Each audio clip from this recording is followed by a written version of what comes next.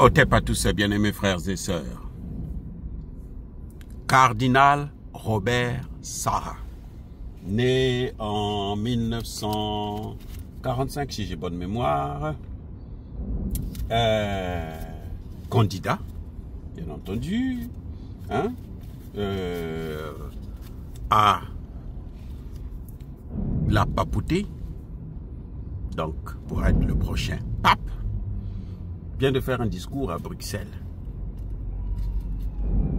en Belgique. Un discours inoubliable que l'on n'a plus entendu depuis un certain temps. Celui qui a pu essayer d'aborder ces questions, c'est le pape Benoît XVI. Le pape François, lui, était d'ailleurs en porte-à-faux avec ce cardinal Robert Sarah, le Guinéen, un noir. Il y a beaucoup de noirs qui sont contents parce que bon, c'est un noir, donc certainement que il fera le bon travail. Il va, c'est une bonne chose que ce soit pour une fois un noir à la tête de l'Église catholique. Ce discours est un discours alors que vraiment très fort, très fort, qui le place au-dessus des petits cardinaux africains comme les Ambongo et les autres. Hein? Monsieur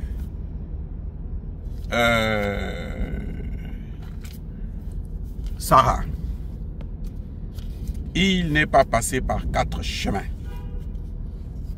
Il accuse l'Occident d'être en perte de civilisation, que l'Occident crée des armes de destruction massive plutôt, pour massacrer le monde. L'Occident a détruit, l'Europe et les États-Unis ont détruit le monde au nom de la démocratie, au nom des droits humains, au nom de la liberté.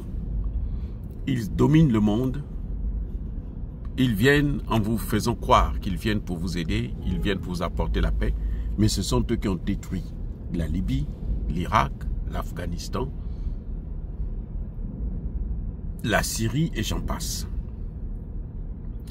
Le cardinal Robert Sarah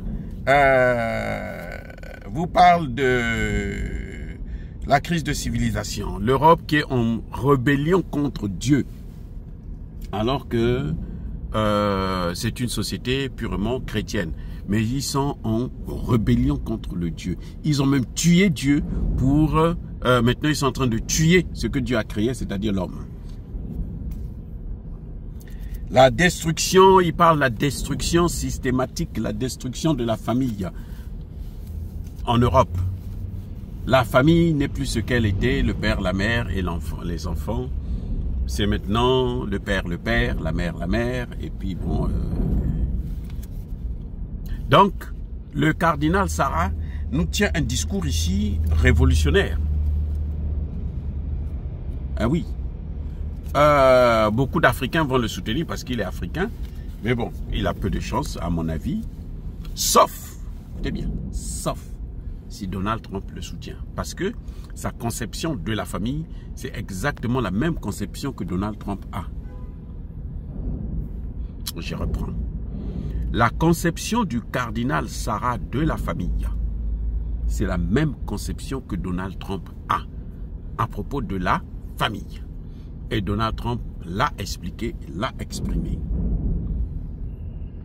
Voilà ce qu'il y a de grandes différences et de différences.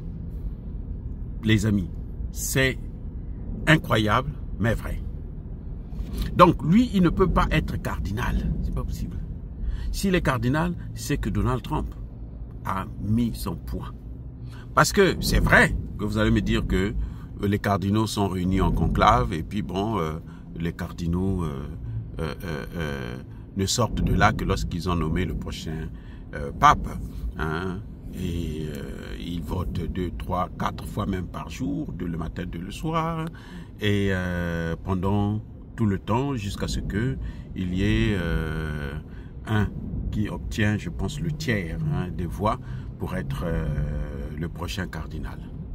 Donc le conclave peut durer parfois des jours, même des semaines. Mais en tout cas, ils sont bloqués. Vous allez me dire qu'ils sont bloqués, donc comment ils peuvent influencer? Mais ces cardinaux viennent de certains pays, ces cardinaux ont des relations, ces cardinaux travaillent, ils ont des mots, ils ont, avant même de rentrer dans le conclave, ils ont déjà des positions, soit de leur pays, soit de leurs dirigeants, Voilà, il y a une diplomatie. C'est comme lorsqu'il y a une élection pour les institutions africaines. Il y a toujours des lobbying qui font leur travail pour influencer justement la décision qui va sortir de là. Et on nous fait croire que c'est la plus grande démocratie en tant que telle. Non, c'est une démocratie indirecte, puisque ce n'est pas les catholiques qui votent, ce sont les cardinaux, des cardinaux qui votent pour des cardinaux. Voilà, donc il y a 150 cardinaux dans le monde, et il y en a 130 qui sont sur la liste, qui ont moins de 80 ans. Ce sont ceux-là qui sont appelés à voter le nouveau cardinal. Donc, il y a parfois les influences, il y a toujours d'ailleurs les influences des puissances occidentales qui ont leur position. Parce que eux, ils se mêlent dans tout et ils détruisent tout. Vous voyez, ce qui est bien, c'est ça. Ils se mêlent dans tout et ils détruisent tout. Et il n'y a rien qu'ils font où les choses se passent normalement, même quand les règles ont été édictées par eux-mêmes. C'est ça qui est malheureux et c'est ça qui est dommage. Vous voyez, donc... question, est-ce que ce cardinal peut-il être élu? Moi, je pense pas. Avec un tel discours, ce n'est pas possible, puisqu'il est contre tout ce qui est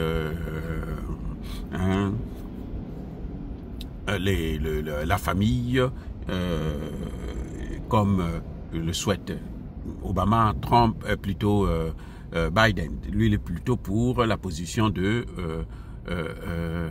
Trump et de Poutine, sur la notion même de la famille. Et il pense que c'est ça qui, malheureusement, a été détruit au nom des droits de l'homme, au nom de la civilisation, et quiconque s'y oppose est aussi un opposant. Donc, ça m'étonnerait. C'est très difficile pour lui qu'il puisse être élu. Mais on va voir qu'est-ce qui va se passer et qu'est-ce que les Occidentaux, parce que il est venu faire ce discours en Belgique, ça veut dire qu'il veut toucher le monde occidental, puisque c'est ce monde qui, non seulement détruit la famille, mais détruit aussi le monde entier, détruit les civilisations, détruit les autres religions, détruit un peu tout. Donc, il est venu faire ça, certainement pour donner un message à ce peuple, et puis, bon, pour voir si ce peuple peut-être influencer à travers leurs dirigeants, leurs évêques, leurs cardinaux, prendre une position en faveur de quelqu'un qui va avoir cette position. Et beaucoup de gens vont vous dire, beaucoup d'experts vont vous dire que Benoît XVI, justement, aurait démissionné parce que il n'était pas favorable à cette théorie que soutient aujourd'hui le cardinal Robert Sarah. Donc, c'est donc un peu difficile pour lui, mais bonne chance à lui s'il peut l'emporter. Et puis bon, moi je ne m'attends rien, ça n'apportera. Pour moi, ça ne m'apportera rien. Parce que moi, ma relation avec Dieu, c'est moi-même qui vais la développer. Voilà, c'est une affaire personnelle entre l'homme et Dieu. Ouais, soyez bénis, abondamment bénis par le Dieu des Kémites et par nos ancêtres angélisés, mais que tous ceux qui persécutent le continent africain, le pillent et le déstabilisent, qu'ils soient noirs, blancs, chinois, arabes, juifs, indiens ou qui qu'ils soient punis, maudits, foudroyés, neutralisés, écrasés, effacés par le Dieu des Kémites et par nos ancêtres angélisés. Vive l'Afrique éternelle, j'ai dit et j'assume.